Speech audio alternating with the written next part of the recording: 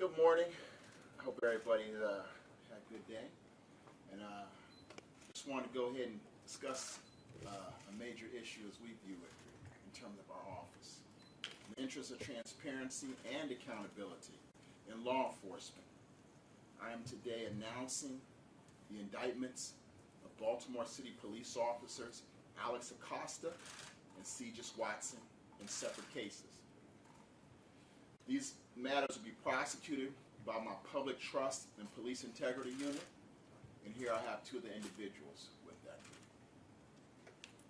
As there are open and pending investigations and actually litigation, I can not diverge from the information provided in the indictments, which also will be given to all of you following this press conference.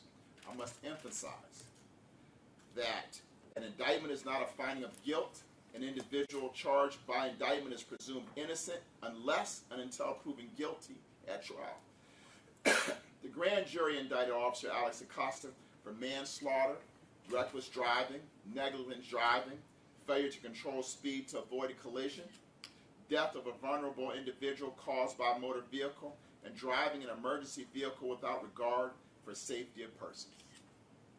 The next indictment involves the indictment alleges Officer Acosta caused the death of Mr. Terry Harrell on June 21st, 2022 at 2500 block of East Biddle Street by driving, operating, controlling a vehicle and vessel in a criminally negligent manner. He faced a maximum penalty of 3 years in prison and a $2,500 fine if found guilty of all charges.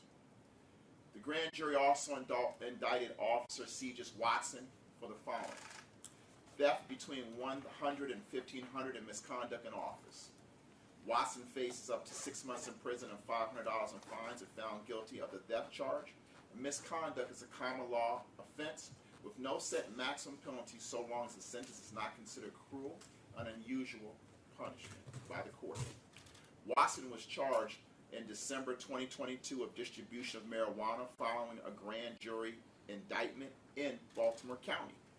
The facts as alleged in this speaking indictment are as follows. September 29, 2022, Officer Watson was assigned to work at 7 a.m. to 3 p.m. at Baltimore Police Headquarters at 601 East Fayette Street, Baltimore, Maryland. Watson punched into the city timekeeping system called Workday. He did this at approximately, we believe, around 6:56 a.m. and was present at his assigned post at approximately the same time. It's alleged that Watson then left his post and went home to Owens Mills in Baltimore County, arriving, we believe, around alleged 12:43 p.m. He then left and went to a tattoo parlor on Reisterstown Road in Baltimore County, we believe, arriving around 1:03 p.m. It's alleged that approximately 1:18 p.m. he entered the tattoo shop carrying controlled dangerous substance, also known as CDS or drugs, sold them, and left the shop at around 1:34 p.m. After the sale of CDS was complete, it's alleged that Officer Watson returned to his home in Owens Mills, arriving around 2:16 p.m. prior to the end of his shift at 3:30 p.m. At 3:31, it's alleged that Officer Watson logged out of the Workday timekeeping system. It's alleged that Officer Watson has been absent from his post for 2 hours and 19 minutes. Officer Watson was under surveillance by both the Baltimore City and Baltimore County Police Departments and police officers. Officer Watson is alleged did not notify any supervisor of his departure from his post, nor was he authorized or pre-approved to leave his post or work from home. At no time did Officer Watson attempt to correct the false information on Workday timekeeping system and was subsequently paid for the hours not worked. The time not worked and lost to the employer, here at the City of Baltimore, taxpayers, was valued at more than $1,000 but less than $1,500.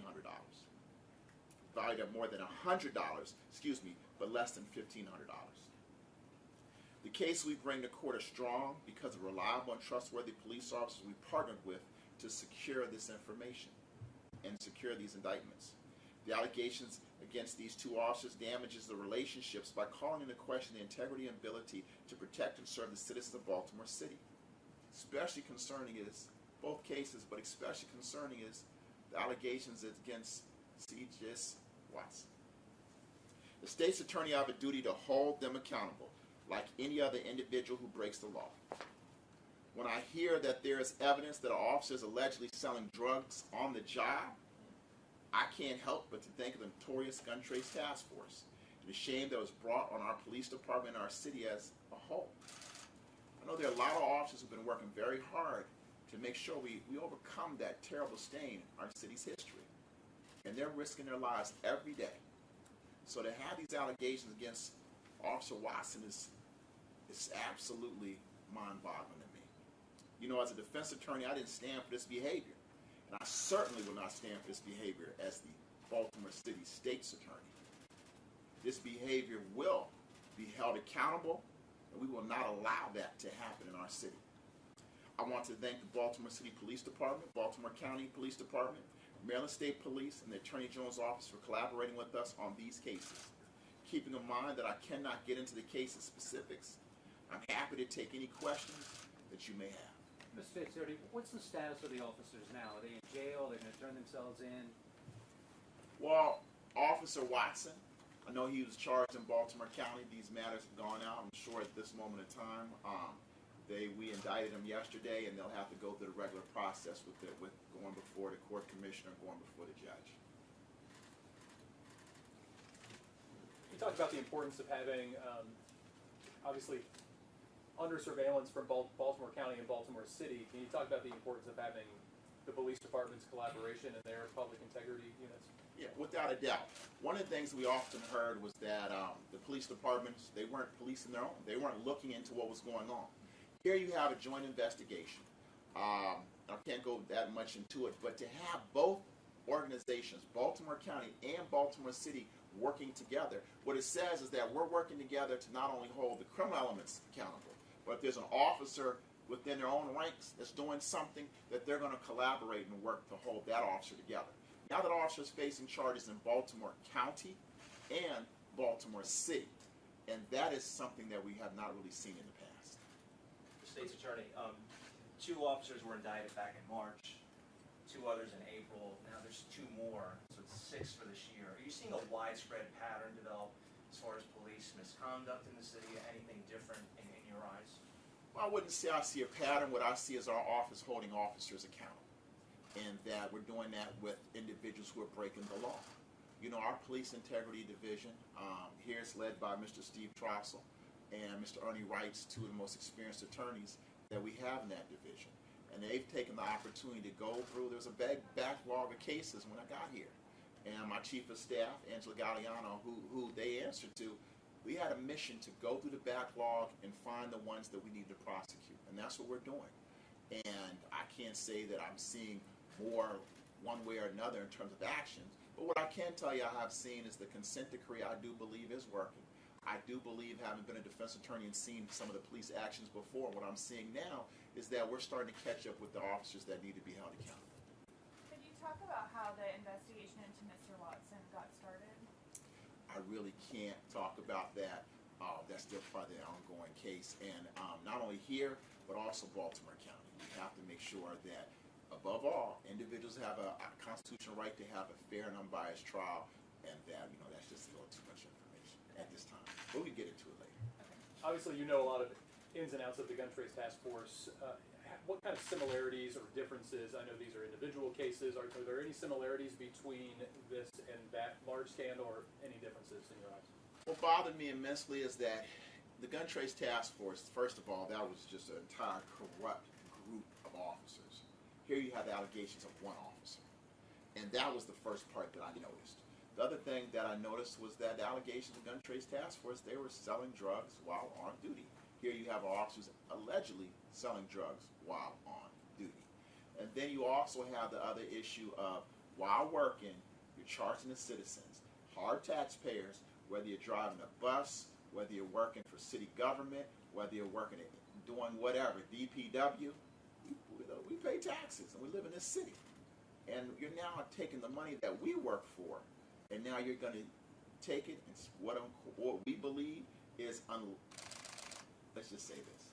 If you're going to take the money and you're working, and you're going to do this behavior, whether it's the gun trace task force or whomever, we're going to hold you accountable. And that was what I see very similar, because the allegations in the gun trace task force is the officers were still billing, whether overtime or regular work time, and they were doing alleged criminal activities in the Gun Trade Task Force. And that's one of the things that really bothered me immensely. It was one of the reasons also we said we definitely wanted to hold this officer accountable. If convicted, what's the penalty? Well, the first one is 6 months because of the theft. But we also have the misconduct in office, which is common law. And so for us, they're going to be held accountable, we feel, in Baltimore County. It was really very important for the citizens that we also hold this officer accountable in the city. We weren't as focused on the jail time. We're focused on being held accountable to the citizens of Baltimore City. Would you elaborate on that? I mean, if he's found guilty, what is he? Oh, 6 months. Six months on the theft. However, the misconduct is common law, so he can receive any sentence that is not viewed as cruel or unusual punishment. So we will lay out what we feel is the appropriate sentence at that moment in time. Anything else? Thank you. Thank you.